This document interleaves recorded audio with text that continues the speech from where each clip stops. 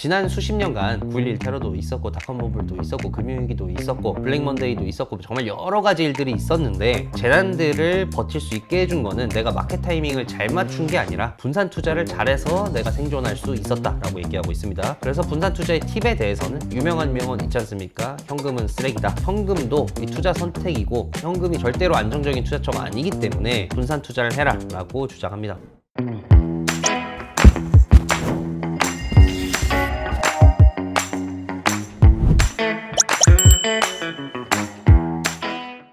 네, 안녕하십니까, 에릭입니다. 오늘은 채널 주인장님이신 이효성님 없이 오늘은 혼자 나오게 됐는데 이번 달은 저 혼자 한번 진행해 보도록 하겠습니다.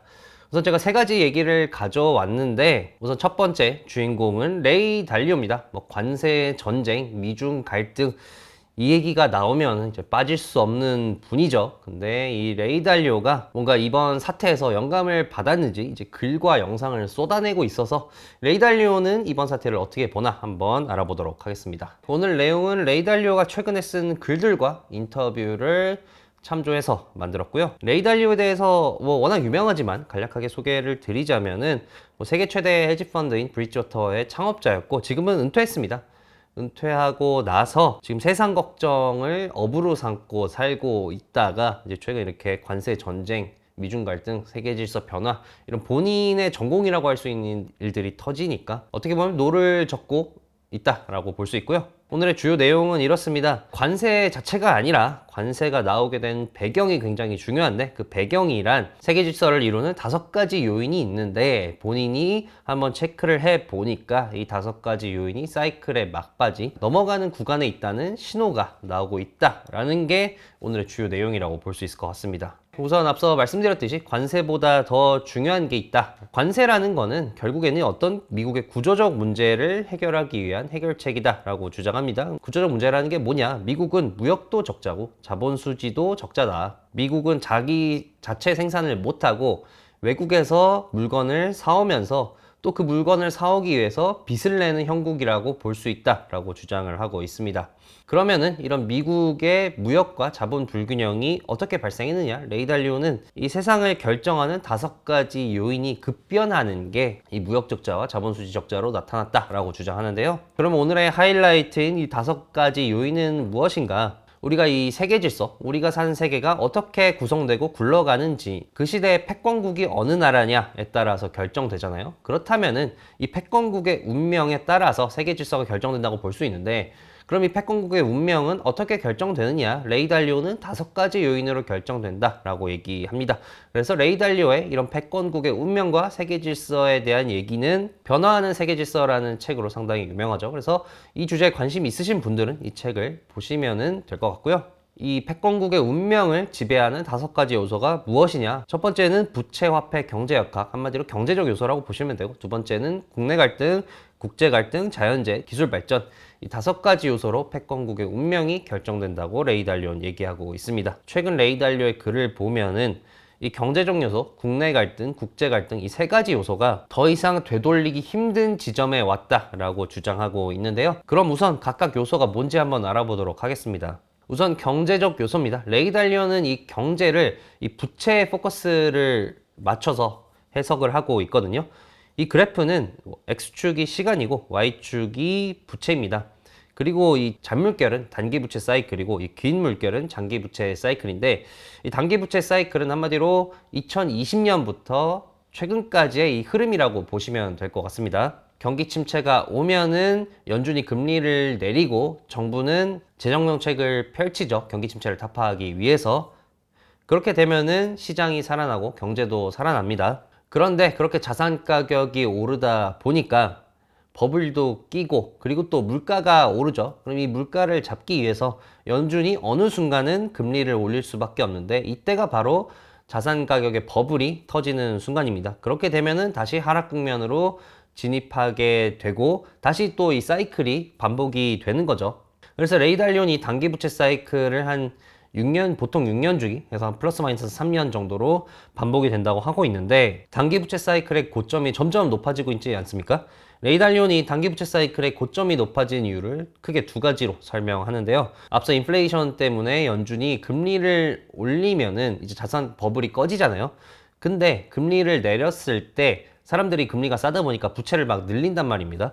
그러다가 금리를 올려서 버블이 터지고 나면은 이 부채를 갚지 못하는 상황에 오게 되는데, 그때 가장 정석적인 선택은 이제 갚지 못하는 부채들은 자연스레 디폴트 되게 놔두는 게 좋은 선택인데, 근데 그렇게 되면 경제 충격이 너무나 크잖아요. 그렇다 보니까 연준이 나서서 이 처리가 힘든 부채들을 사준다는 거죠. 그렇게 되다 보니까 이 사이클을 겪을 때마다 연준이 부채를 계속 사주다 보니까 고점이 점점 높아지는 것도 있고, 그리고 이 패권국이 자신의 국력을 유지하기 위해서 써야 되는 돈이 점점 늘어납니다. 그렇게 되면 패권국의 수입만으로는 이 패권국의 지출을 감당하기 힘들어지고, 그렇다 보니까 부채를 계속해서 발행하게 됩니다. 그래서 이 두 가지 요인 때문에 단기 부채 사이클의 고점이 점점 높아지죠. 근데 이 고점의 정점이 달하면 어떻게 되느냐? 이게 바로 장기 부채 사이클의 변곡점이 되는데, 과거 사례를 보면은 1930년 대공황이나 2008년 금융위기를 레이달리오는 이 장기 부채 사이클의 변곡점의 예시로 들고 있습니다. 이제 더 이상 이 부채가 쌓이다가 이 패권국이 더 이상 부채를 소화하기 힘든 구간에 온다는 거죠. 더 이상 금리를 올리거나 내리고 뭐 이런 수단으로 부채를 해결할 수밖에 없고, 자연스레 경제가 큰 침체를 겪어야지만 해소되는 그런 구간에 오는 걸 얘기를 하는데, 레이달리온 이 사이클이 한 80년 주기에서 플러스 마이너스 25년 정도라고 얘기하는데요. 근데 레이달리온은 이렇게 부채를 중심으로 경제를 얘기하면서 이 경제적 요소가 중요한 이유는 나머지 네 가지 요소에 크게 영향을 미치기 때문이다 라고 얘기하는데요. 이 국내 갈등 같은 경우는 경제가 좋을 때보다는 경제가 안 좋을 때 심한 경향이 있고, 기술 발전 같은 경우도 경제 상황이 양호하면은 기술 발전이 착착착 진행되는데, 그렇지 않다면은 기술 발전이 잘 진행되지 않는 경향이 있다라고 얘기를 합니다. 두 번째는 국내 갈등입니다. 이 국내 갈등이라는 거는 단순히 정치적 갈등뿐만이 아니라 그 사회에 존재하는 그룹들 간의 갈등을 총망라해서 얘기하는 거라고 보시면 되겠습니다. 뭐 소득 계층으로도 나눌 수 있고요, 세대로도 나눌 수 있고, 이런 각자 그룹들 간의 갈등을 총망라해서 얘기하는 거다라고 보시면 되겠고요. 다음은 국제 갈등인데, 근데 이 국제 갈등은 이제 패권국과 그 도전자 사이에 좀 더 포커스를 맞췄다라고 보시면 될 것 같습니다. 지금 미국만 해도 20세기에 두 번의 도전이 있었잖아요. 소련이 있었고, 그 다음에 일본이 도전했었는데, 패권국에 도전하는 국가와 패권국가의 이 갈등을 포커스해서 보시는 거라고 이해하시면 될 것 같습니다. 네, 그 다음에 자연재해는 정말 말 그대로 자연재해입니다. 근데 레이달리온이 이 자연재해에 대해서 전쟁보다도 더 많은 제국을 무너뜨렸다라고 얘기하고 있는데요. 뭐 대표적인 예시가 폼페이 화산이죠. 일순간에 도시 하나를 지워버린, 그리고 인도네시아의 탐보라 화산 폭발도 단순히 인도네시아에만 영향을 준 게 아니라 전 세계 기후에 굉장히 큰 영향을 줘서 전 세계 경제사나 전 세계 경제와 사회문화에 상당히 큰 영향을 줬다라고 알려져 있습니다. 네, 그리고 마지막은 기술 발전인데, 레이달리온은 장기적으로 봤을 때 가장 강력한 요소는 기술 발전이라고 얘기합니다. 뭐 생각해 보시면은 우리 300만 년 전에는 돌도끼를 쓰다가 지금은 AI를 만들고 사람을 우주로 보내는 시대에 우리가 살고 있잖아요. 그만큼 눈부신 기술 발전을 이뤘고, 이 기술 발전이 장기적으로 봤을 때는 결국에는 인류 번영의 원동력이었다라고 레이달리오는 보고 있습니다. 그럼 여기까지가 5가지 요소에 대한 설명이었고요. 그리고 앞서 레이달리오가 말한 대로 이 5가지 요소 중에 3가지는 더 이상 되돌리기가 불가능한 변곡점에 왔다. 어떻게 보면 이 사이클의 끝에 왔다. 근데 레이달리오가 이렇게 진단한 이유에는 과거에 이 각 사이클의 말미에 나타났던 현상이 지금도 나타나고 있기 때문이다 라고 얘기합니다. 우선 경제적 요소, 부채 사이클 같은 경우에는 과거에 패권국들이 부채를 더 이상 감당하기 힘들어졌을 때 쓰는 수단들이 지금 미국에서 나타나고 있다라고 얘기하고 있습니다. 과거에는 패권국들이 어떤 수단을 썼었느냐, 우선은 패권국이 아직은 힘이 있으니까 이 패권국의 채권을 다른 국가들에게 강매할 수 있습니다. 강매의 일환으로 이 패권국에 적대시하는 적대국의 부채를 동결하다거나 아니면 자산을 압수한다거나 해가지고 이 적대국의 부채와 자산의 매력을 아주 낮추는 거죠. 이 경쟁국의 자산의 매력도가 낮아지니까 패권국의 부채를 살 수밖에 없지 않습니까? 이제 수단이 없어지니까. 그래서 이런 수단을 일단 사용하고, 그리고 이 부채 만기가 왔을 때 패권국이 아예 배째버리라고 디폴트를 한다든지 아니면 억지로 만기 연장을 해버린다든지 이도저도 안 되면은 중앙은행한테 돈 찍어내라고 시켜가지고 이 처리 불가능한 부채를 다 중앙은행에 처리하게 만든다든지 이런 수단을 사용했었다고 합니다. 그리고 이 패권국이 부채 문제가 심각해지니까 다른 사람들이 봤을 때는 이 패권국의 재정이 악화가 된다, 이 국력의 악화가 된다 라고 볼 수 있지 않습니까? 그렇다 보니까 패권국이 정부자산 재평가를 합니다. 우리가 한번 재평가 해보니까 부채는 생각보다 많지가 않았고 우리 자산은 저평가됐다. 그래서 우리가 상당히 지금 재정적으로 생각보다 튼튼한 상태다 라고 재평가를 시도를 하고, 그리고 국내 자본을 통제합니다. 왜냐면 이제 국내에서 우리나라가 자국이 불안한데 그러다 싶으면 이제 해외로 자본이 유출되잖아요. 이 유출을 막기 위해서 세금을 강하게 물린다든지 아니면 제도적으로 아예 돈이 못 나가게 막는다든지 하는 식으로 국내 자본 통제를 하고, 그리고 마지막으로 패권국이 새로운 화폐를 만들기도 합니다. 더 이상 우리가 지닌 통화만으로는 더 이상 이 체제를 유지하기가 힘들다. 아예 돈을 새로 찍어내서 새롭게 다시 시작하자라는 수단도 사용하기도 한다고 합니다. 그래서 지금 나왔던 이런 징후들이 지금 미국에서도 보인다는 거죠. 대표적으로 적대국의 부채 동결 혹은 자산 압수 같은 경우는 우크라이나 전쟁이 발발하고 나서 미국이 러시아에서 했던 행동이다 라고 얘기하고 있고, 그리고 새로운 화폐 같은 경우는 뭐 CBDC로 눈이 갈 수밖에 없죠.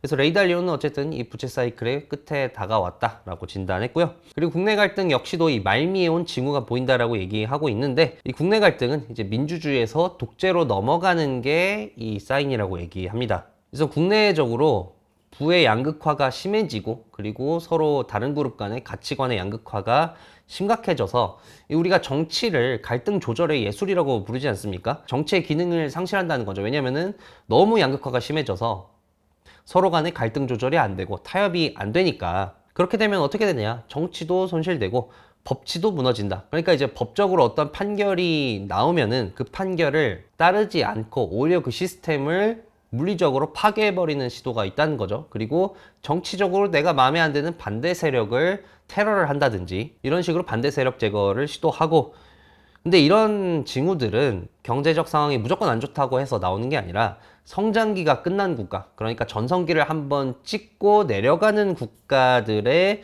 주로 나타나는 경향이 있다라고 얘기하고 있습니다. 그럼 이렇게 혼란이 극심해지면은 결국엔 어떻게 흘러가느냐, 이제 데마고그라고 하죠. 어떻게 보면 이 악질적인 선동가라고 보시면 될 것 같은데, 이런 데마고그가 등장합니다. 뭐 극우 데마고그도 있고 극좌 데마고그도 있는데, 극우 같은 경우는 이제 기득권과 영향하는 경향이 있고 극좌 같은 경우는 대중과 영향하는 경향이 있다. 그러다가 이제 국민들이 갈등이 극에 달하지 않습니까? 그리고 법치와 정치도 실종이 되니까 이 무질서한 상황이 되고, 그러다 보니까 이 무질서한 상황과 무한 대립에 지쳐서 그냥 어떤 한 명이 철인이 나타나서 철권 통치를 해줬으면 좋겠다, 하나로 딱 단결해서 잡음 없이 이끌어줬으면 좋겠다 라고 희망을 하게 되고, 그러다 보니까 이 앞서 말한 이 데마고그에게 힘을 실어준다는 거죠. 근데 이런 진행 과정들이 전형적으로 이제 파시즘의 등장 과정이지 않습니까? 우리가 이제 파시즘의 심볼 중에 하나가 이제 파스케스잖아요. 이 나뭇가지를 묶은 도끼라고 보시면 되는데, 이 나뭇가지를 묶은 이유는 하나로 일치단결해서 강력하게 나아가자라는 심볼인데, 무질서한 상태와 대립에 지쳐서 독재자를 선정하고 그 독재자가 민주주의는 접어두고 우리가 일치단결해서 지금 나아가자라는 식으로 독재로 넘어간다. 그리고 그게 바로 이제 국내 갈등이 극에 달해서 이 사이클이 넘어가는 징후다라고 레이 달리오는 얘기하고 있습니다. 국제 갈등은 이 다자주의에서 일방주의로 넘어가는 게 사이클의 끝이다라고 얘기하고 있는데요. 다자주의는 한마디로 각국이 어떤 공동의 목표를 가지고 우리가 협력해서 잘해보자라는 걸로 보시면 되고, 일방주의는 힘의 논리입니다. 힘센 놈이 짱이라는 거죠. 그런데 뭐 다들 아시겠지만 역사의 대부분은 일방주의였다. 근데 이 일방주의로 가다 보면은 전쟁이 필연적으로 일어날 수밖에 없는데, 이 국가들이 전쟁을 하다가 여기에 지치면은 그때서야 다자주의가 등장하는 게 역사적인 패턴이었다라고 레이 달리오는 얘기합니다. 대표적인 예시가 이제 유럽에 30년 전쟁이 있었잖아요. 이제 신교와 구교의 갈등도 있고 봉건주의와 왕정의 갈등도 있고, 그래서 이런 갈등들이 극한에 다다라서 30년 전쟁이 발발하는데, 이 30년 전쟁이 인류 최초의 국제전쟁이라고 인정받고 있습니다. 그래서 인류 최초의 국제전쟁을 하다가 이제 지치니까 유럽에서 베스트팔렌 조약을 맺게 되는데, 또 이 베스트팔렌 조약은 국제법의 시초라고 인정받고 있기도 하죠. 이런 식으로 일방주의에 지치면 다자주의가 등장하는데, 그래서 지금 우리가 사는 세계는 어떤 흐름으로 왔느냐. 1차 대전이 발발하고 나서 윌슨 대통령이 이제 다자주의 쪽으로 가죠. 국제연맹을 만들고, 그리고 민족자결주의를 부르짖고, 그런 식으로 국제적으로 뭔가 연합해서 잘 해보자라고 가다가, 근데 이게 잘 안 됐습니다. 그래서 2차 세계대전이 터지고 나서 그때서야 국제기구를 더 만들고 여기에 더 힘을 실어줍니다. 이렇게 된 배경에는 이제 미국이 패권을 쥐면서 일방적으로 국제적인 환경을 조성해 나갈 수 있었던 조건이 있었는데, 여튼 이렇게 우린 다자주의 시대를 살고 있다가 지금 이제 일방주의로 넘어간다는 거죠. 그래서 레이 달리온이 일방주의로 넘어가는 사건을 우크라이나 러시아 전쟁으로 보고 있습니다. 이 과거에 다자주의에서 일방주의로 넘어갈 때는 어떻게 넘어갔냐고 보니까 어떤 한 가지 충격적인 사건이 발생하더라. 근데 이렇게 충격적인 사건이 발생하면은 사람들이 이게 맞나라고 싶고 공포에 떨지만, 근데 또 인간이 적응의 생물 아니겠습니까? 뒤이어 비슷한 사건이 생기면서 이 일방주의의 흐름에 익숙해진다는 겁니다. 그 예시로 이제 트럼프가 뭐 파나마 운하에 대해서도 얘기했고, 그린란드에 대해서도 얘기했고, 뭐 캐나다 미국에 들어와라라고 얘기했고, 뭐 이런 발언들을 하지 않았습니까? 근데 한 시계를 돌려서 몇 달 전만 해도 미국 대통령이 그런 발언을 할 거라고는 우린 상상하지도 못했거든요. 근데 어느새 우리는 이런 발언들에 익숙해졌단 말입니다. 그래서 이런 식으로 일방주의로 넘어가게 되는데, 이렇게 일방주의 시대가 되면은 힘의 논리가 지배하니까 강자가 약자를 약탈하는 현상이 빈번해지고, 그렇다 보니까 각국은 이 생존이 중요하지 않습니까? 그러다 보니까 뭐 이념, 뭐 의리 이런 거보다는 생존이 중요하기 때문에 어느 쪽에 붙어야 내가 생존이 유리하겠구나 라고 판단해서 그쪽으로 이제 이동하기 때문에 이전에 있던 동맹 구조가 변화한다라고 주장하고 있습니다. 그래서 앞서 봤듯이 앞서 이 세 가지 요소가 이제 더 이상 되돌리기 힘든 말미에 왔다라고 레이 달리온 주장하고 있고요. 나머지 요소들도 어떻게 변곡점에 왔다고 레이 달리온 보고 있습니다. 우선 자연재해 같은 경우는 이 그래프는 이제 연도별 자연재해 건수를 나타낸 거거든요. 보시면은 1970년부터 자연재해 건수가 계속해서 우상향하고 있고, 그리고 또 자연재해로 발생하는 피해 역시도 우상향하고 있다고 조사되고 있습니다. 그리고 기술혁신 같은 경우는 달리오는 AI로 인해서 지금이 기술혁신의 변곡점이라는 건 인정합니다. 그래서 나머지 요소들이 좋지 않은 상황으로 흘러가는 반면 기술혁신은 유일하게 좋은 상황으로 흘러가고 있다라고 평가를 했는데요. 근데 그럼에도 함정이 있다고 지적합니다. 그게 바로 이제 버블인데, 경제 환경이 괜찮을 때는, 그러니까 버블을 자극하지 않는 환경일 때는 기술이 양호하게 발전하지만, 그렇지 않으면은 기술혁신이 일어나면서 버블이 발생한다. 그래서 일례로 1720년대에 남해 버블이라든지 1800년도 초중반에 철도 버블이라든지 1800년도 말에 이 유틸리티 버블이라든지, 그리고 최근에는 2000년에 인터넷 혁명이 일어났을 때 닷컴 버블이 있었죠. 그래서 이거 보면은 기술혁신이 좋은 거지만 또 이 버블을 거의 대부분 동반하기도 한다라고 지적했습니다. 그러면은 트럼프는 이런 넘어가는 사이클을 바로잡기 위해서 관세 카드를 꺼낸 것이다 라고 레이 달리온은 보고 있는데, 그렇다면 과연 이 관세 카드로 미국이 다시 패권을 유지하고 미국이 1극 체제를 이끌어갈 수 있을 것이냐에 대해서는 달리온은 의문점을 제기합니다. 관세라는 게 결국에는 미국의 이 제조업을 강화시키기 위한 수단인데, 이 미국 관세로 미국의 제조업이 강화될 것인가?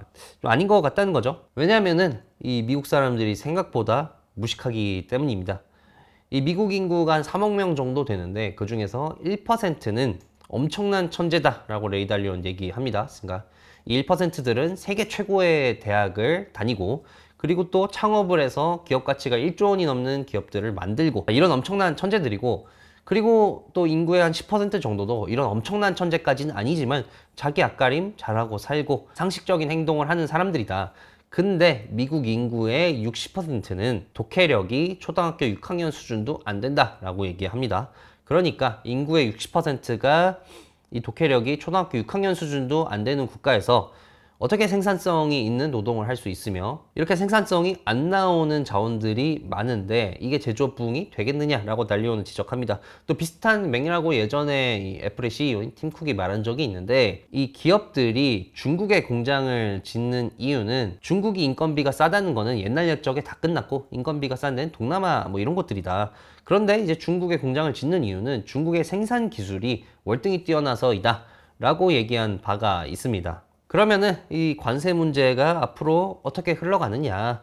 그래서 지금 관세 문제에 대해 볼 때 앞으로는 이게 화두다라고 레이 달리오는 포인트를 짚었는데요. 상대국들이 정확히 구체적으로 어떻게 미국의 관세에 대응할지가 중요하다. 그리고 더 중요한 것은 이 관세가 어쨌든 경제에 영향을 주게 될 텐데 이 영향을 각국의 중앙은행들과 정부가 어떻게 대응하느냐가 키다라고 보고 있습니다.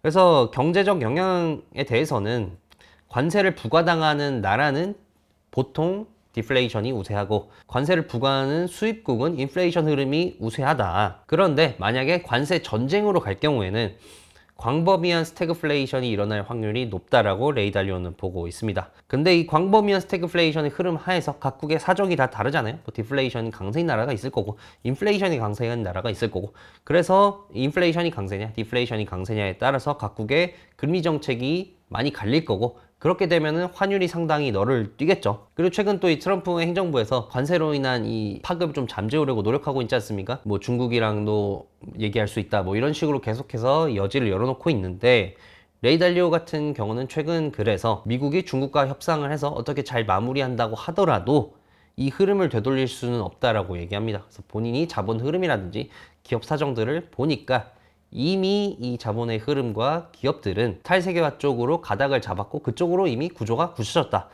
가고 있다 라고 얘기하고 있습니다. 그러면 이런 혼란의 시대에서 어떻게 투자해야 되느냐?